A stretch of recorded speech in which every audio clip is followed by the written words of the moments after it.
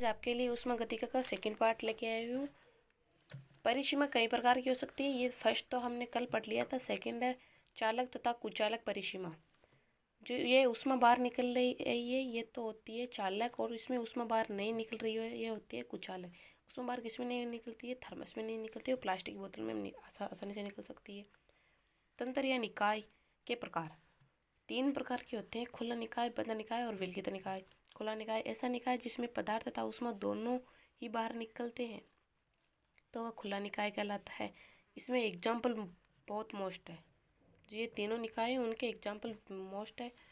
First है गिलास में रखा गर्म पानी, कप में कॉफ़ी या चाय, सभी जीव जंतु या पेड़ पौधे, कक्षाकश, पृथ्वी, यानी ये तो हो गया क्लासरूम, और ये हो गया अर्थ। और सभी जीव जंतु हम खाते हैं और उन्हें मल द्वारा बाहर निकालते हैं, यही हो गया। ये पेड़ पौधे CO2 ग्रहण करते हैं और O2 बाहर छोड़ते हैं, ये हो गया। इसका कोई सा भी आप एक एग्जांपल दे सकते हो, जैसे गर्म चाय का कप, इसमें होगी सीमा निकाय, या आप सभी को पता ही है। परिवेश पता है ना आपको क्या होता है? जो निकाय के संपर्क में हो, और परिसीमा जो निकाय और परिवेश को अलग करते हो होती है परिसीमा, और ये होता है निकाय। निकाय तो होता है जिस पर हम प्रक्षेपण करते हैं, प्रक्षेप करते हैं, बात एक ही है। नेक्स्ट है बंद निकाय। ऐसा निकाय जिसमें ऊष्मा तो बाहर निकलती है लेकिन पदार्थ बाहर नहीं निकलता है, बंद निकाय कहलाता है। इसके भी एग्जाम्पल मोस्ट है।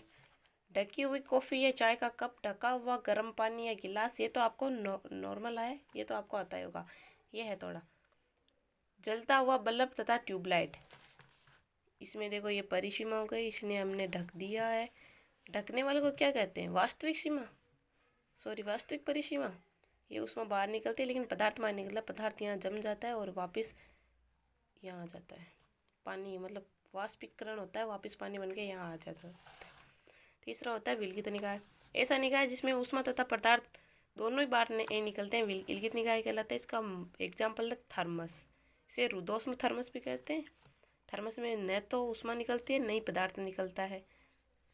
निकाय की स्थितियाँ या अवस्थाएं। निकाय की अवस्थाएं कौन कौन सी होती है? फर्स्ट है किसी भी ऊष्मागतिकी निकाय का वर्णन दाब, ताप, आयतन एवं निकाय के संगठनों के समझने से प्रस्तुत किया जाता है। मतलब जो ये ऊष्मागतिकी निकाय है, इसका वर्णन हम ऐसे नहीं कर सकते। इसमें ताप होता है, यानी ताप, दाब और आयतन, इन तीनों के मान को ही हम समझकर ऊष्मागतिकी के निकायों का वर्णन कर सकते हैं, ऐसे नहीं कर सकते।